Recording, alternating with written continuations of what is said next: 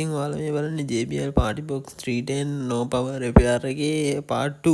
ඔයගොල්ලෝ part 1 බලලා නැත්නම් මගේ account එකේ ගිහලා part 1 බලලා එන්න. නැත්නම් ඔයාලට මේක තේරෙන්නේ නැහැ. ඔන්න අපි power board එක ගලවලා එළියට ගත්තා. දැන් අපි power එකට ගහගෙන check කරලා බලමු කොහොමද මේකේ තත්ත්වය කියලා. ඔයාලට මම පෙන්නන්නම් 300 volt DC පැත්තේ cap එකේ කොච්චර charge එකක් තියෙනවද කියලා මේකේ. බලන්න මේ 100 volt filament bulb එක පත් වෙලා නිමෙන තරමට මේකේ cap එකේ charge එකක් තියෙනවා.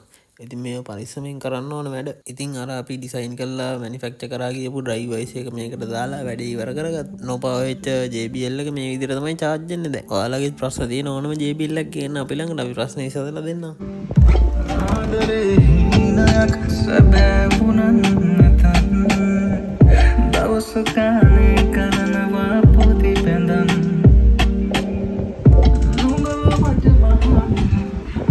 ඉතින් ඔයාලට පේනවනේ අපි මේකේ උඩ ඇන උඩ තියෙන සම්පූර්ණ ඩස් කැප් ටික සම්පූර්ණයෙන් අලවලා කරලා තමයි දාලා තියෙන්නේ. ඉතින් අපි ඒ තරම් කොල්ඩි එකට මේ රිපෙයාර් එක කරලා තියෙනවා.